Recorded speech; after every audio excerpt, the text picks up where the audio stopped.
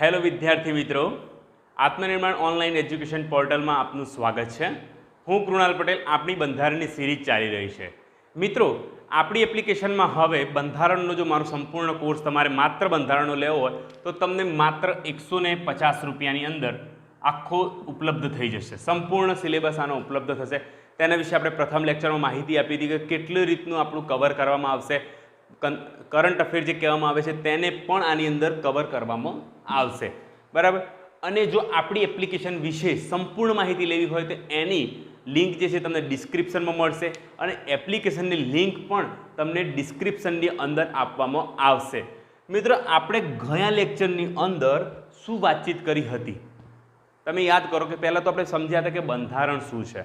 બંધારણની અંદર સમજ્યા કે તેના વર્ગીકરણ. તો બંધારણના વર્ગીકરણ આપણે લેખિત અને અલેખિત, એના બાદ કહ્યું કે પરિવર્તનશીલ અપરિવર્તનશીલ, એ પૂર્ણ થયું. એના પછી આપણે આગળ સમજ્યા હતા બંધારણવાદ શું છે.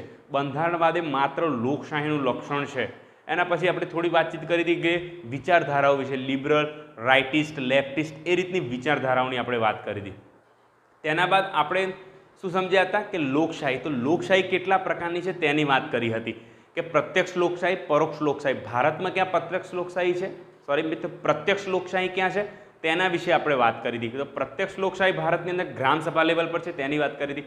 એના બાદ આપણે જોયું હતું કે આપણી જે સંસદીય લોકશાહીમાં જીવી રહ્યા છીએ તો તેના લક્ષણો કયા કયા એટલે શું છે તે, અને એના પછી મેન્સ રિલેટેડ ક્વેશ્ચનની વાત કરી હતી અને કાયદો જે છે એ કઈ રીતે બને છે તેની પણ આપણે વાત કરી હતી.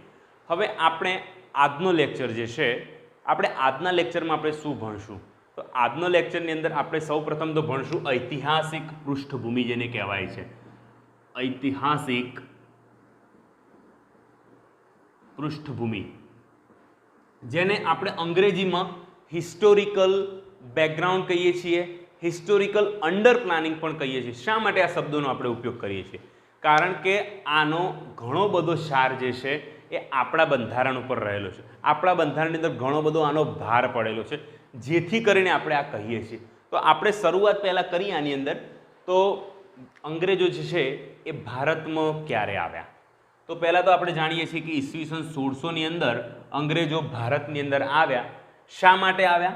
તો વેપાર કરવાના ઉદ્દેશ્યથી આવ્યા, બરાબર. વેપાર કરવાના ઉદ્દેશ્ય. કઈ કંપનીના નામ રૂપે? તો ઈસ્ટ ઇન્ડિયા કંપની. હવે આ કંપનીનું જે છે ઓરિજિનલ નામ જે છે એ મર્ચન્ટ એડવેન્ચર એવું હતું.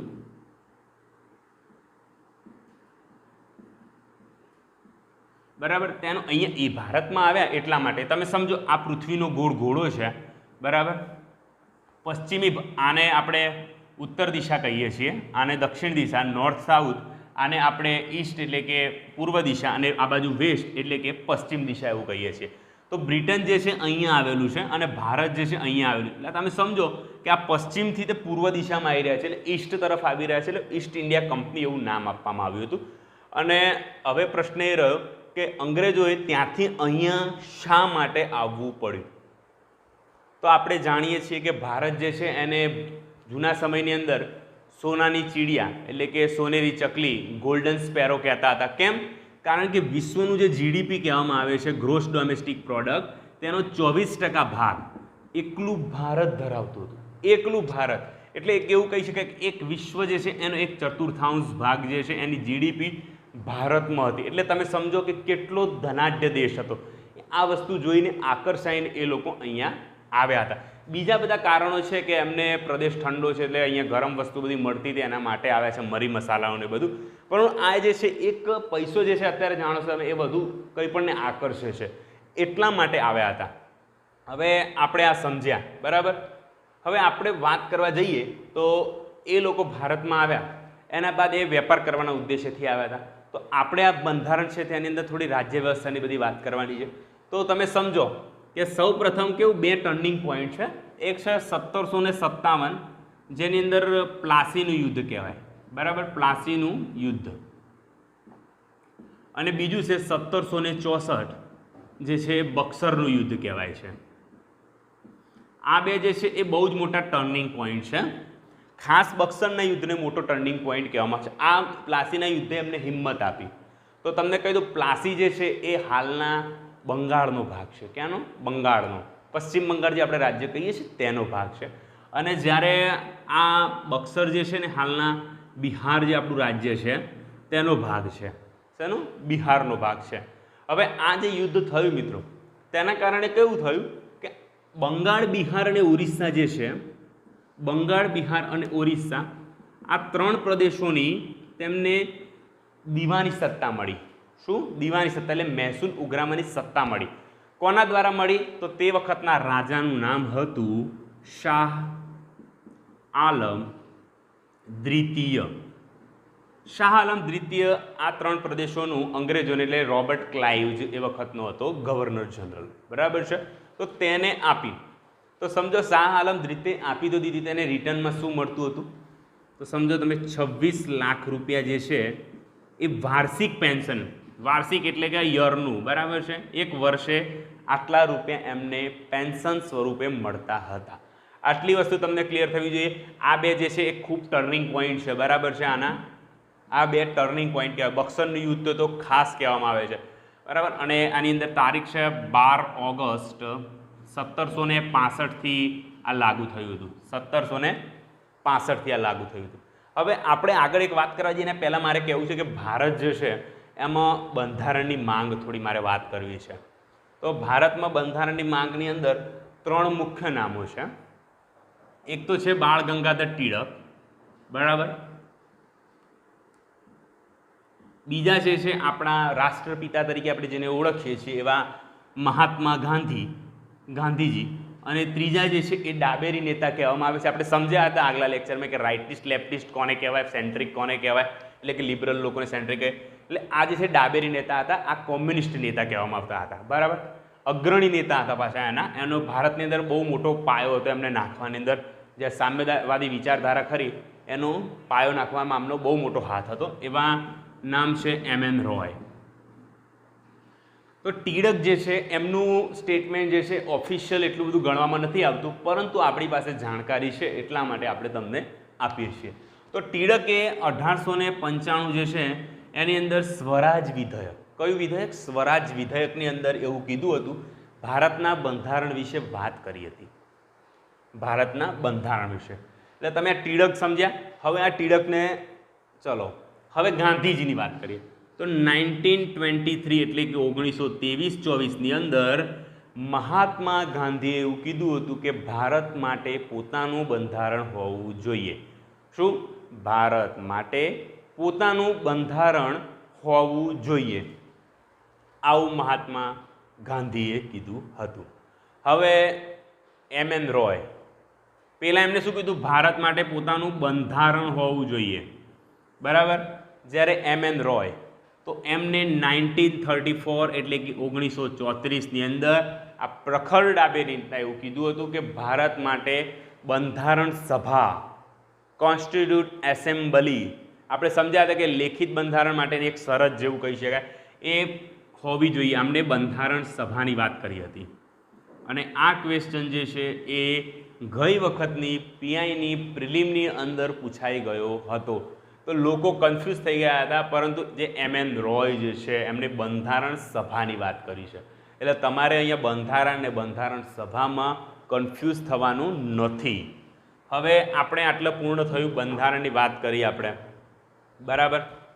હવે આ બધું થયું અને એક મેં તમને કીધું ને ઐતિહાસિક પૃષ્ઠભૂમિની, તો અંગ્રેજો જે છે એ ભારતમાં સૌપ્રથમ 1773ના એક્ટની અંદર આપણે સૌપ્રથમ વાત થાય, ઐતિહાસિક પૃષ્ઠભૂમિની વાત આવે ને ત્યારે રેગ્યુલેટિંગ એક્ટ 1773ની વાત કરવામાં આવે. તો આના પહેલાં અંગ્રેજોએ કંઈ ઇન્ટરફિયર એટલે કે દખલઅંદાજી કરી હતી? હા. ક્યારે? તો 1767ની અંદર જે અંગ્રેજો છે કંપની, અહીંયા East India company 40 lakh pound જે અહીંયા કમાતી હતી, બરાબર છે, તેમાંથી 10% હિસ્સાની માંગ કરી હતી. કેટલા? 10%ને 10%, બરાબર, 10% એટલાની માંગ કરી હતી. આ એમનું પ્રથમ ઇન્ટરફિયર હતું. હવે આપણે વાત કરીએ કે રેગ્યુલેટિંગ એક્ટ 1773, બરાબર. તો 1773નો રેગ્યુલેટિંગ એક્ટ સૌ પ્રથમ તો શા માટે લાવવો પડે? તમારા જે ભણતા હોય ત્યારે આ ક્વેશ્ચન છે વાય, એ સૌથી વધુ આવવો જોઈએ. શું આ શબ્દ તમારા મગજમાં સૌથી વધુ આવશે, સૌથી સરળતાથી તમે સમજી શકશો શા માટે જે છે એ કારણ હોય છે, હંમેશા એની પાછળ કારણ છે. તો આ શબ્દ જ્યારે તમને મળે ત્યારે તમને જવાબ ઓટોમેટિક મળી જાય. તો વાય, તો કંપની જે છે એ બહુ સારું એવું કમાઈ રહી હતી. એને બ્રિટનની અંદર બ્રિટનના દ્વારા એટલે કે રોયલ ચાર્ટર દ્વારા અહીંયા મોનોપોલી મળી હતી વેપાર કરવાની, એક્સક્લુઝિવ મોનોપોલી કહી શકાય એ મળી હતી, એકાધિકારવાળી. છતાં પણ કેવું થયું, કંપની જે છે એ દેવાળું ફૂંકવા લાગી. ચલો ત્યાં સુધી પણ વાંધો નહીં, દેવાળું ફૂંકવા લાગી. એના જે કર્મચારીઓ છે એ પોતે માલામાલ થવા લાગ્યા. શું? એ પોતે માલામાલ થવા લાગ્યા મિત્રો. હવે છતાં પણ બ્રિટન સરકાર જે છે તેમની પાસે આ લોકોએ અમુક રૂપિયા એટલે કે અમુક પાઉન્ડ, ત્યાં પાઉન્ડનું ચલણ હતું, તો પાઉન્ડની માંગણી કરી. કેટલા? 1 લાખ પાઉન્ડની, ઉધાર જેવું. બરાબર છે.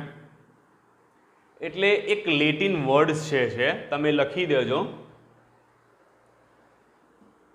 ક્વિડ પ્રો ક્યો. આનો આ લેટિન વર્ડ છે, આનો મતલબ એવો થાય એક હાથે લેવું, એક હાથે આપવું, એક હાથે લેવું અને એક હાથે આપવું એવો. એટલે આ પ્રોસિજર કરી એટલે કાયદો બનાવવા માટેની એક પ્રકારની જોગવાઈ જે છે એને લઈ લીધી. આન્સરેબિલિટી જે કહેવામાં આવે છે એટલે કે જવાબદેહી, અને રિસ્પોન્સિબિલિટી એટલે કે જવાબદારી. આ બે શબ્દોમાં ભેદ છે એવું તમને થોડી વારમાં સમજાવું છું. આ વસ્તુનું એમને કાર્યક્રમ કર્યો. હવે આ જે એક્ટ આવ્યો, બરાબર છે, તેનું બંધારણીય મહત્વ શું?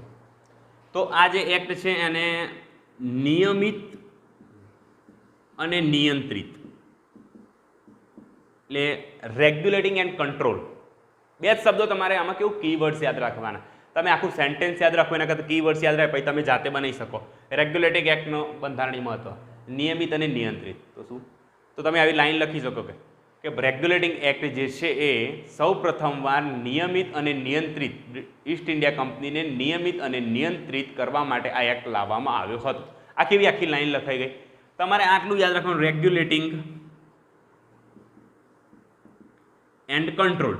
અંગ્રેજીમાં લખવું હોય તો રેગ્યુલેટિંગ એન્ડ કંટ્રોલ માટે લાવવામાં આવ્યો હતો. આ એનું મહત્વ થઈ ગયું. હવે બીજું આનું મહત્વ જો તો કેન્દ્રીય પ્રશાસન દ્વારા લેવામાં આવેલું પગલું કહી શકાય એને. શું કહેવાય એને? કેન્દ્રીય પ્રશાસન. કેમ? કેમ કે આની અંદર જે છે એમને ઇન્ટરફિયર કરેલો છે.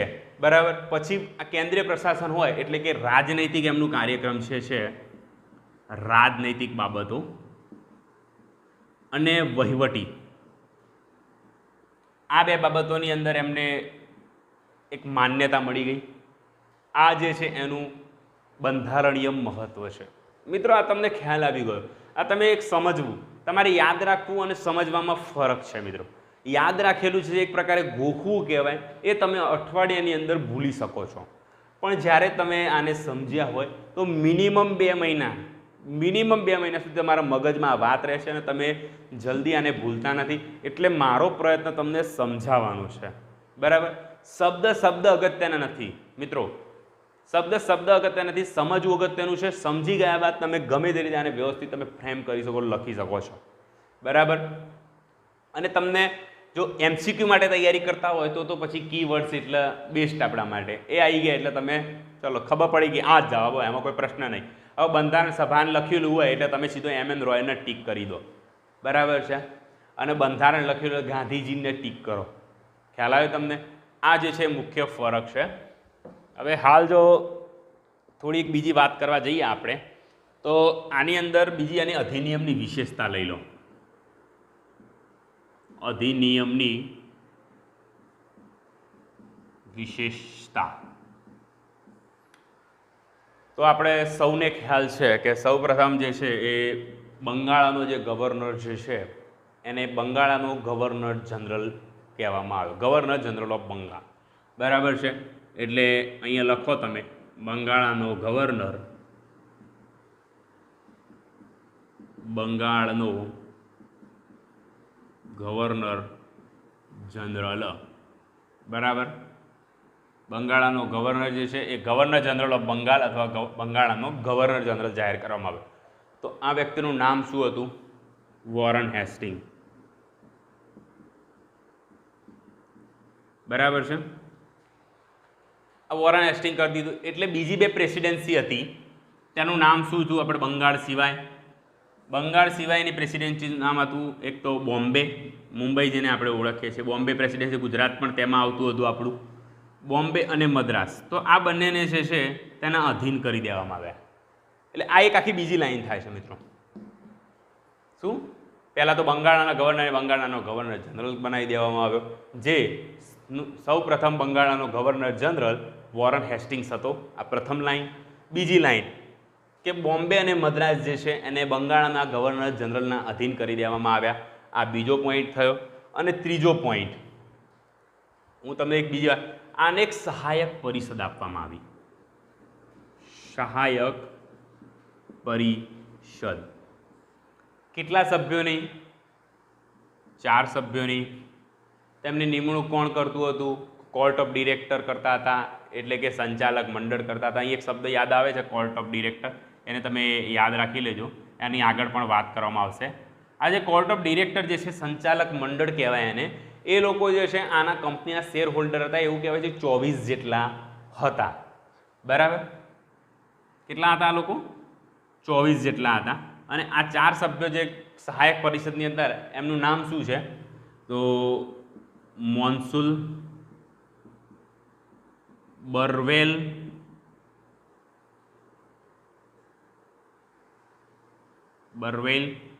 પછી ફિલિપ ફ્રાન્સિસ અને ક્લેવરિંગ.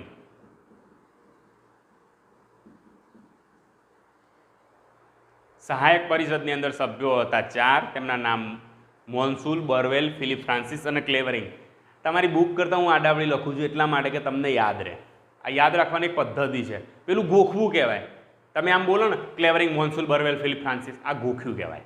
જ્યારે આડાવડી પણ તમે લખી શકો ગમે ત્યારે, તો એને તમે શું કહેવાય? યાદ રાખ્યું છે. મેં આ વસ્તુને યાદ રાખી લીધી છે.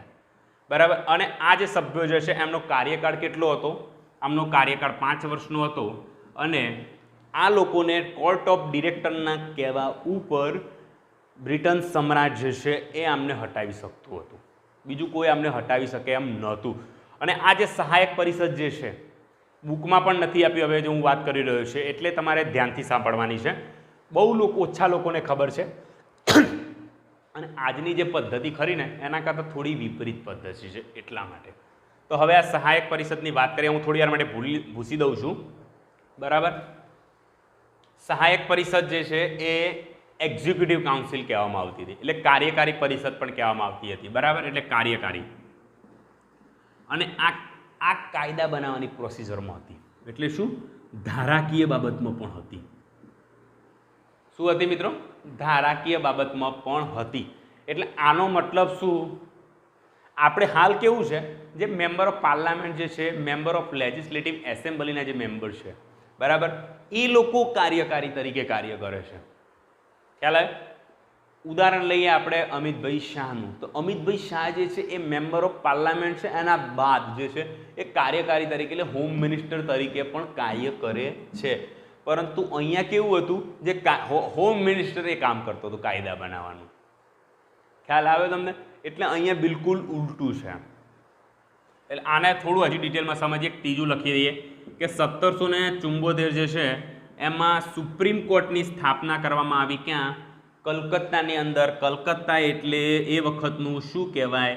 તો અંગ્રેજો સમયનું વિલિયમ ફોર્ટ કહેવાય. શું કહેવાય આને? વિલિયમ ફોર્ટ કહેવામાં આવે છે. તો હવે સમજો તમે, કાર્યકારી આવી ગઈ, ધારાકીય આવી ગઈ, ન્યાયતંત્ર આવી ગઈ. સરકારના જે મુખ્ય અંગો જે છે એ આવી ગયા આની અંદર. બરાબર છે? હવે તમને હું વાત કરું આગળ, તો આ તમે જુઓ કાર્યકારી, ધારાકીય ને બધા આવી ગયા. તો સમજો હાલની કાર્યકારીની અંદર કોણ કોણ આવે? હાલ જે છે આમ 3 ભાગ પડે આપણા. બરાબર છે? તો પહેલાં તમે અહીંયા વાત કરો તો કાર્યકારીમાં, તો પહેલાં તો આની અંદર કેવું છે? પાર્લામેન્ટ આવે. બરાબર? ધારાકીયની વાત કરું તો સંસદ આવી જાય અને એક વિધાનસભાને બધું આવી જાય. બરાબર છે? MP MLAની વાત આવી જાય. આમાં કોણ કોણ આવી જાય? MP અને MLA. બરાબર? જજ, સુપ્રીમ કોર્ટની વાત કરું તો કઈ કઈ આવી જાય? સુપ્રીમ કોર્ટ આવી જાય, સબઓર્ડિનેટ કોર્ટ આવી જાય, એટલે સુપ્રીમ કોર્ટ, હાઈકોર્ટ ને સબઓર્ડિનેટ કોર્ટ, આ 3 વસ્તુ એની અંદર આવી જાય. બરાબર. હવે આની અંદર જે વાત કરવા જઈએ આપણે, હવે આ કોર્ટનું પણ પૂરું થઈ ગયું. હવે કાર્યકારીની અંદર 3 લોકોનો સમાવેશ થાય છે. બરાબર. એક તો પહેલાં જે છે આપણા પ્રેસિડન્ટ, બીજા જે છે એ વાઇસ પ્રેસિડન્ટ, અને વડાપ્રધાનની જે કાર્યકારી પરિષદ જે છે, બરાબર છે, કાઉન્સિલ જે છે હેડેડ બાય પ્રાઇમ મિનિસ્ટર, એટલે પ્રાઇમ મિનિસ્ટર હેડ જેને કરે છે એ કાઉન્સિલનો પણ આની અંદર સમાવેશ થઈ જાય છે. મિત્રો આના આર્ટિકલ તમારે સરળતાથી યાદ રાખવા છે. હા, તો અહીંયા લખો 2, 3, 4, 5, 6, 7.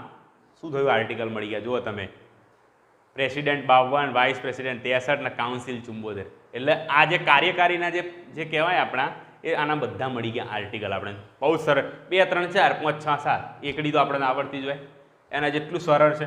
એટલે અહીંયા જુઓ, મેં તમને કીધું કે કાર્યકારી જે છે ને એ ધારાકીયનું કામ કરે છે, પણ હાલ કેવું છે, ધારાકીય એ કાર્યકારીનું કામ કરે.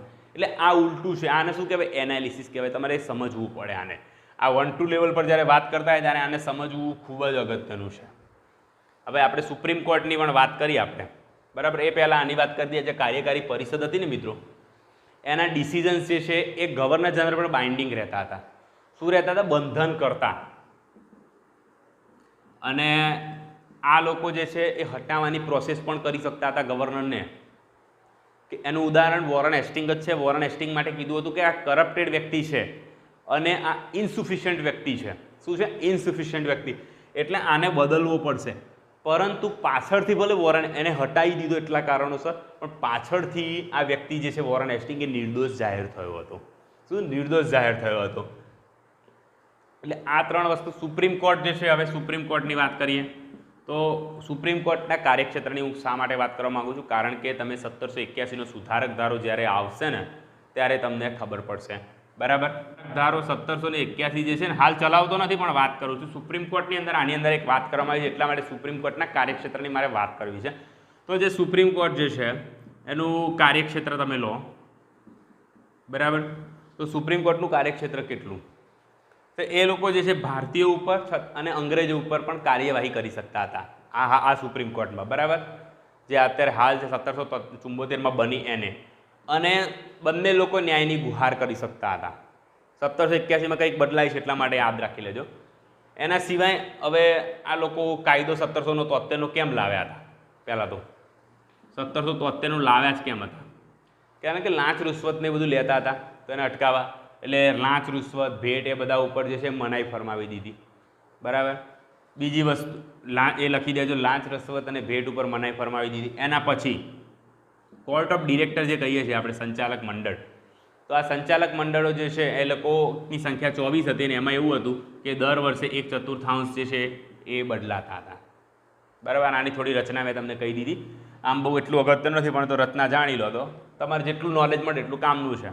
તો સંચાલક મંડળ જે છે સીઓડી, જેને આપણે 24 મેમ્બર કહીએ છીએ, બરાબર, આ જે છે એ લોકોને મહેસૂલી, દીવાની અને લશ્કરી બાબતોની, આ 3 જે છે મહેસૂલી, દીવાની અને લશ્કરી બાબતોની માહિતી જે છે એ આપી દેવાની. કોને? બ્રિટન ગવર્મેન્ટને આપવાની. એટલે અહીંયા 2 વસ્તુ નોટિસ કરો. કઈ? અહીંયા પોલિટિક્સ ચાલી રહ્યું છે, કંપની વર્સિસ બ્રિટન, એટલે કે બ્રિટનની પાર્લિયામેન્ટ. કેમ? કેમ કે બ્રિટનની પાર્લામેન્ટ જે છે આપણે જેમ અહીંયા લોકસભા અને રાજ્યસભા છે એમ ત્યાં પણ હતું. કેવું? હાઉસ ઓફ કોમન્સ ને House of Lords. House of કોમન્સની અંદર જનરલ વ્યક્તિ હતા, જ્યારે હાઉસ ઓફ લોર્ડ્સની અંદર ઇંગ્લેન્ડના ધનાઢ્ય લોકો આવતા હતા. કોણ? ઇંગ્લેન્ડના ધનાઢ્ય લોકો. એટલા માટે હવે કંપની વર્સિસ બ્રિટન પાર્લામેન્ટની જ્યારે અહીંયા આપણે વાત છે મિત્રો, બરાબર, એ ચાલતું હતું. અને આ લોકોને કરી દીધું લશ્કરીને આપવાની. એટલે આના માથે શું આવી જશે? મેં તમને 2 ટર્મ કીધા હતા કે જવાબદારી અને જવાબદેહી.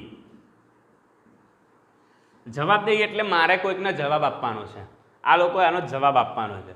પણ જવાબદારી એટલે શું? આ લોકો યોગ્ય કામ કરવા, એ પોતે જે યોગ્ય કરવાનું છે એ જવાબદારી એમના ઉપર આવી. પહેલાં કોર્ટ ઓફ ડિરેક્ટર ઉપર. અને જવાબદેહી શું? કે એ લોકોએ નીચે જવાબ આપવાનો છે. ઇટ્સ કોલ્ડ રેસ્પોન્સિબિલિટી અને આને આન્સરેબિલિટી કહેવામાં આવે છે. શું? રિસ્પોન્સિબિલિટી અને આન્સરેબિલિટી કહેવામાં આવે છે. આ આપણે પૂરું થયું. અને એક સૌથી અગત્યનું પણ કહી શકાય ને એવું, તો આ અધિનિયમ જે છે તેની અંદર શું આવ્યું? એક નવું, તો જે આ લોકો શું કહેવાય, કોર્ટ ઓફ ડિરેક્ટરને બધા તો ની સાથે કોને નિમણૂક કરતા હતા? આ લોકો સહાયક પરિષદની. ઓકે, તો સહાયક પરિષદ અને ગવર્નર જે છે એ કાયદા બનાવી તો શકતા હતા, પણ લાગુ કરાવતા પહેલાં શું છે, ભારત સચિવની પરવાનગીની વાત હતી. ભારત સચિવની પરવાનગી. ખ્યાલ આવ્યો તમને? એટલે હજી પણ એટલી બધી તાકાત છે નહીં. ભારત સચિવની પરવાનગી લેવાની વાત છે. હવે આટલું આપણે પૂર્ણ કર્યું. આ જે છે એના અંદરના વસ્તુ લક્ષણો છે અને આપણે એને સમજ્યા પણ ખરા. હજી આપણે આનું એનાલિસિસ કરીએ આપણે, બરાબર છે? તો આનું એનાલિસિસ જે કરવા જઈએ આપણે, તો આનું એનાલિસિસ શું થાય? પહેલી વસ્તુ તો આપણે મેં તમને કીધી, જવાબદારી અને જવાબદેહી બે આવી ગઈ, બરાબર? કઈ રીતે આવી તમારે એક્સપ્લેન કરી શકો છો તમે આરામથી. બીજી વસ્તુ શું આવી આની અંદર? અહીં લખો તમે, એક જવાબદારી અને જવાબદેહી, બે વસ્તુ આવી. પછી શું?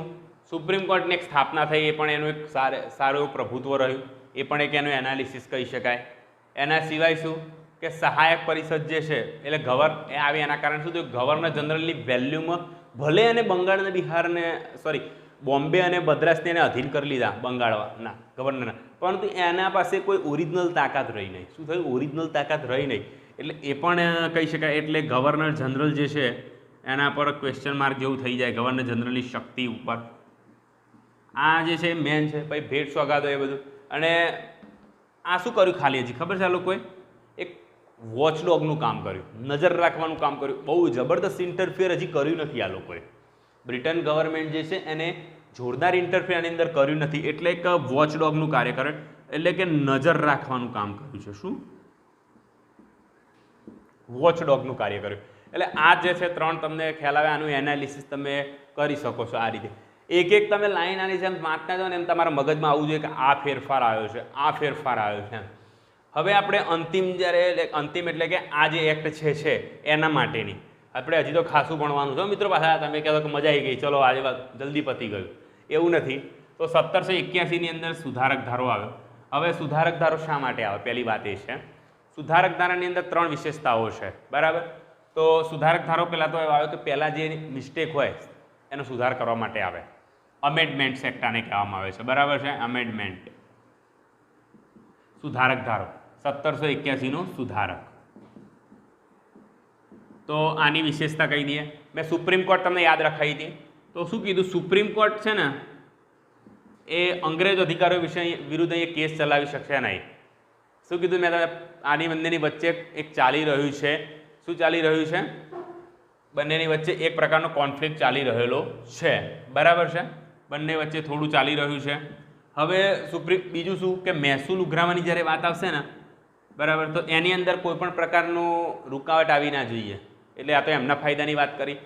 ખાલી આ ત્રીજી આપણા ફાયદાની વાત નથી, પરંતુ આપણા ફાયદાની વાત છે. એનો મતલબ બતાવ્યું છે આપણા ફાયદાની વાત, પણ આપણા ફાયદાની વાત નથી. શું કે આપણા ધાર્મિક અને સામાજિક જે નીતિ નિયમો ખરા, બરાબર, તેની અંદર કોઈ પણ એવો કાયદો નહીં ઘડવાનો કે જેથી આપણને હર્ટ થાય. ભારતીયોના ધાર્મિક અને સામાજિક વસ્તુઓને હર્ટ થાય તેવો કોઈ પણ પ્રકારનો કાયદો ઘડવાનો નહીં.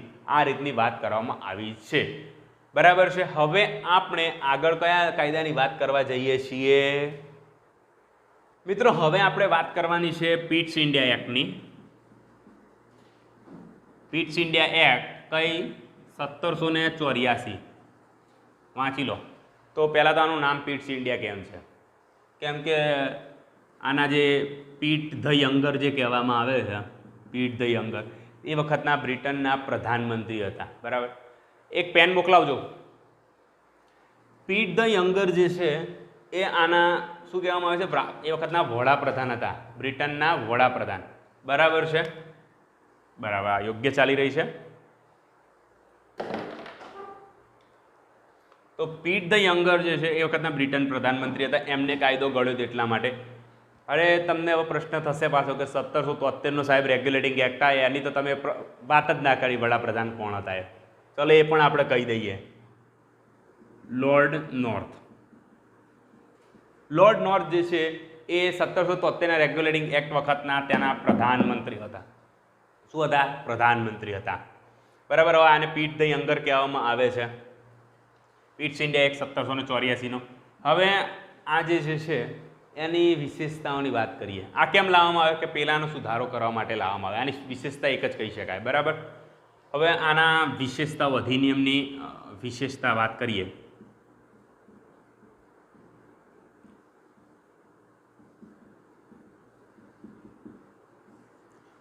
તો અધિનિયમની પહેલી વિશેષતા બોર્ડ ઓફ કંટ્રોલ, નિયંત્રણ મંડળ લાવ્યા. પહેલા કોર્ટ ઓફ ડિરેક્ટર તો હતું જ. નિયંત્રણ મંડળ પહેલા શું હતું મિત્રો? કોર્ટ ઓફ ડિરેક્ટર તો હતું જ. સમજો તમે. એટલે કે આ જે હતા કોર્ટ ઓફ ડિરેક્ટર એટલે બરાબર. એટલે આ સંચાલક મંડળ હતું, સાથે સાથે નિયંત્રણ મંડળ આવ્યું. પહેલાં આપણે આની સંરચના વિશે વાત કરી લઈએ. તો આના જે છે બોર્ડ ઓફ કંટ્રોલની સંરચના કઈ રીતે હતી? તો 2+4 યાદ રાખી લો. હવે 2 જે છે એની અંદર બે ભાગ પડશે, 1+1. તો કોણ કોણ? એક જે છે એ બ્રિટનનો અર્થમંત્રી. શું? ક્યાંનો? એ તો તમને ખબર જ છે, અર્થમંત્રી બ્રિટનનો, એટલે આપણે ખાલી અર્થમંત્રી લખો. બરાબર. અને બીજો એક જે હતો ને એ ભારત સચિવ હતો. કોણ હતું મિત્રો?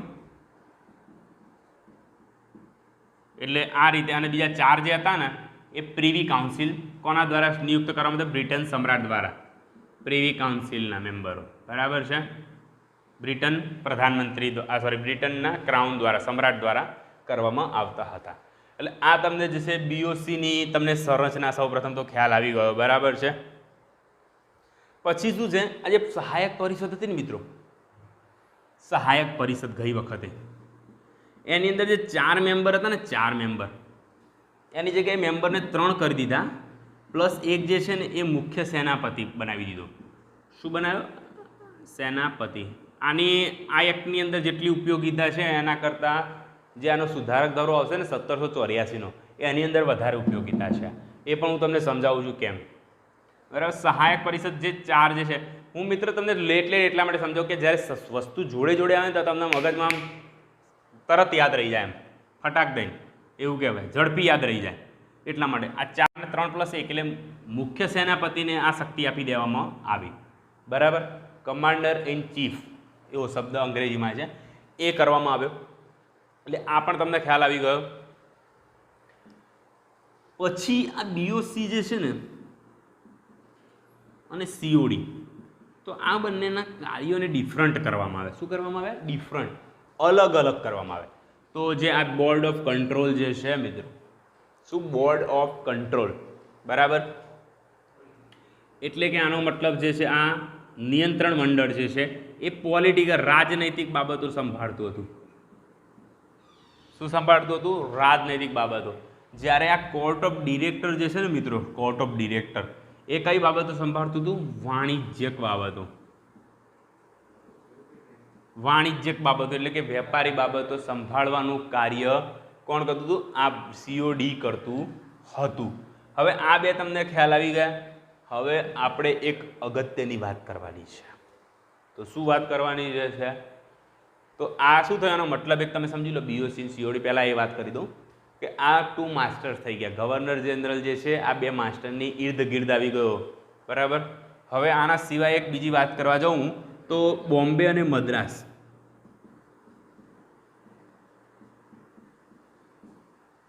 હવે તમને આ અધિનિયમને એના પછીનું તમને હું કહીશ ને લાઈન બે સાંભળીને થવાના આમ અચરજ જેવું લાગશે થોડું.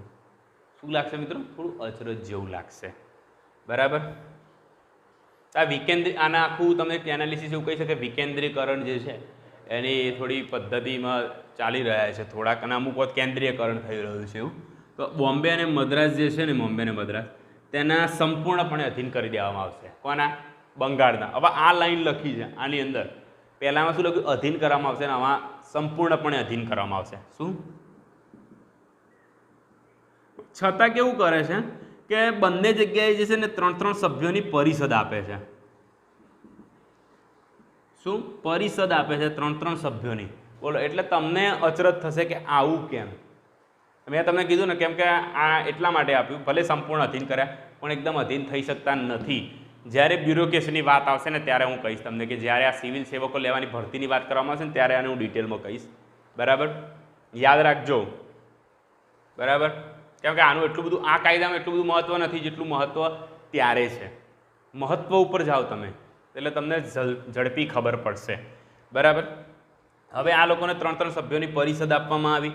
એના બાદ શું છે કે દેશી રાજા અને રજવાડાઓ સાથે યુદ્ધ અને સંધિ કરીને, યુદ્ધ અને સંધિ દેશી રજવાડાઓ સાથે એ બ્રિટનની પાર્લામેન્ટ વગર આ લોકો કરી શકશે નહીં.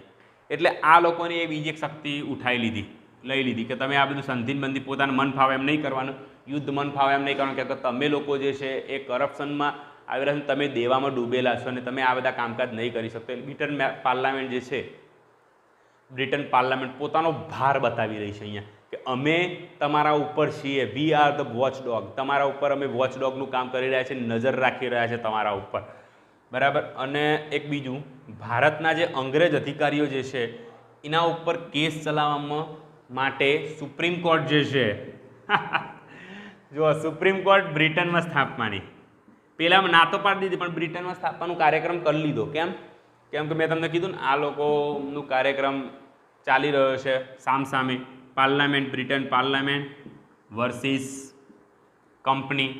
તો કંપનીના પહેલાં છોડ્યા પણ પાછા પકડી લીધા કે સુપ્રીમ કોર્ટની બ્રિટનમાં સ્થાપના કરશું તમારા પર કેસ ચલાવવા માટે.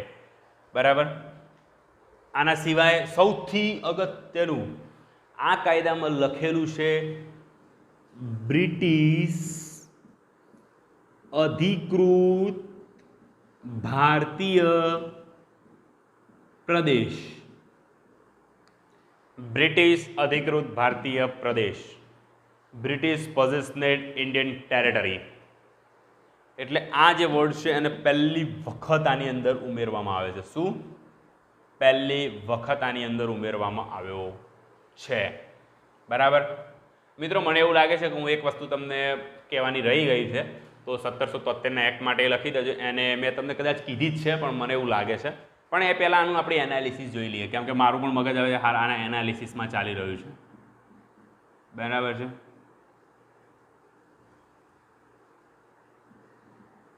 તો આનું એનાલિસિસ શું? તો પહેલાં તો 2 માસ્ટરની અંદર આવી ગઈ. બરાબર જે છે, બરાબર, આ 2 માસ્ટર કયા? કે COD અને BOC.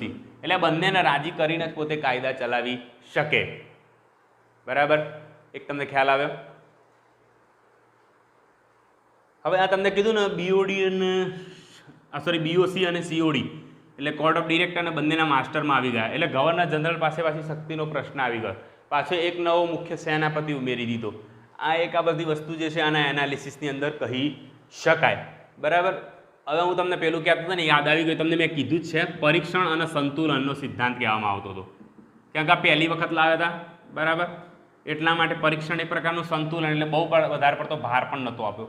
મને જ એમ હતું કે કીધું કે નહીં કીધું, એટલા માટે મેં તમને કીધું, પણ કીધું છે એટલે ચિંતાનો વિષય નથી. બરાબર, હવે આના બાદ આવે છે સુધારક ધારો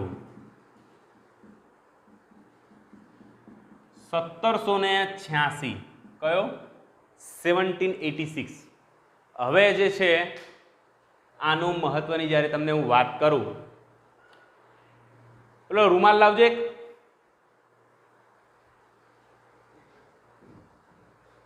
1786. બરાબર, તો આની આપણે વાત કરી દઈએ. તો મિત્ર, આ 1786નો એક્ટ જે છે, થેન્ક યુ, તો એ લાવવા પાછળનું કારણ જે છે એવું કહી શકાય મિત્રો કે પેલાની અંદર કંઈક ભૂલ છે. બરાબર, હવે આની વિશેષતા જે છે ને એની અંદર તમને જ્યારે હું વાત કરું કે 1786નો, તો ગવર્નર જનરલ જે છે ને તેને મુખ્ય સેનાપતિની તાકાત આપી દેવામાં આવી. શું આપવામાં આવી? મુખ્ય સેનાપતિની તાકાત આપવામાં આવી. એને જ મુખ્ય સેનાપતિ બનાવવામાં આવ્યો. એટલે તમને ખબર છે કે સહાયક પરિષદની અંદર મુખ્ય સેનાપતિને આપવામાં આવ્યું હતું. એટલે શું થયું હતું? 3+1 થયું હતું. હવે આ પોતે જ આની અંદર આવી જશે, એટલે ગવર્નર જનરલ આવી જશે. એટલે આનો મતલબ શું કે એના પાસે એક માણસનો સપોર્ટ હોય ને સહાયક પરિષદમાંથી, તો પણ આ કાયદો બનાવવા માટે સક્ષમ થઈ જાય. એટલે ગવર્નર જનરલ પાસે આ શક્તિ આપી દેવામાં આવેલી છે, બરાબર. અને હવે અંતિમ લાઈન આની, તો અંતિમ લાઈન એ છે કે આ લોકો અમુક સંજોગોમાં, એટલે કે સમ સર્કમસ્ટન્સીસની અંદર આ લોકો કાયદો બનાવી શકતા હતા અને લાગુ પણ કરી શકતા હતા. આ જે છે બે સહાયક પરિષદ જે છે એની વિશેષતા છે, બરાબર. સહાયક પરિષદને કામ આપવામાં આવ્યું હતું. એટલે આ બે જે છે સુધારક ધારા 1786 જે છે એની મુખ્ય વિશેષતાઓ છે. શું છે? મુખ્ય વિશેષતા. મિત્રો, આશા રાખું છું આની અંદર તમને સંપૂર્ણ ખ્યાલ આવી ગયો છે. તમારી જે વાત હતી કે સર થોડા અક્ષર મોટા રાખો, એ પણ આપણે પ્રયત્ન કર્યો છે. પરંતુ હજી પણ તમને ક્યાંય પણ એવું હોય કે કંઈક સુધારો કરવાની જરૂર છે તો ચોક્કસથી તમે કહેજો, બરાબર. અને આ જે છે આપણે ક્લાસ 1, 2 અને 3 ત્રણેય લેવલ ક્લિયર કરી છે. અને એક ઉદાહરણ તમને કહું કે 1773નો રેગ્યુલેટિંગ એક્ટ જે છે મિત્રો, એના પ્રધાનમંત્રીની ક્યાંય વાત કરવામાં આવી જ નથી, પરંતુ આપણે તમને એની માહિતી પહોંચાડી છે તમારી સુધી. એટલે આવા જે ફેક્ચ્યુઅલ વસ્તુ જે છે એટલે પૂછાઈ શકે છે નજીકના ભવિષ્યની અંદર કોઈ પણ એક્ઝામમાં, તેની પણ આપણે વાત કરી. એના સિવાય આપણે એનું એનાલિસિસ પણ વાત કર્યું. એનાલિસિસ એ બુકમાં નથી આપ્યું હતું, બુકની અંદર માત્ર ગોખવાની વાત કરી છે, એક લાઇનમાં કહી દીધું હોય છે કે આ વસ્તુ છે, પરંતુ આપણે એને પણ આપણે ટાંકી છે. એટલે એક એક વસ્તુ આપણો પ્રયત્ન રહેશે કે આને કમ્પ્લીટ તમારે રહી જાય મગજમાં, બરાબર છે. તો આપણે નેક્સ્ટ લેક્ચરની અંદર શું ભણીશું? ચાર્ટર એક્ટ વિશે ભણીશું. કયા કયા ચાર્ટર એક્ટ છે? 4 ચાર્ટર એક્ટ છે. તો તમે જાણો છો 1793, પછી 13, 33 અને 53 આ ચાર્ટર એક્ટ છે. ત્યાં સુધી આપણે ભણીશું. એટલે કંપની શાસન જે છે નેક્સ્ટ લેક્ચરની અંદર આપણું સંપૂર્ણ થઈ જશે. ત્યાં સુધી આપણે વિરામ લઈએ છીએ. જય હિન્દ, જય ભારત.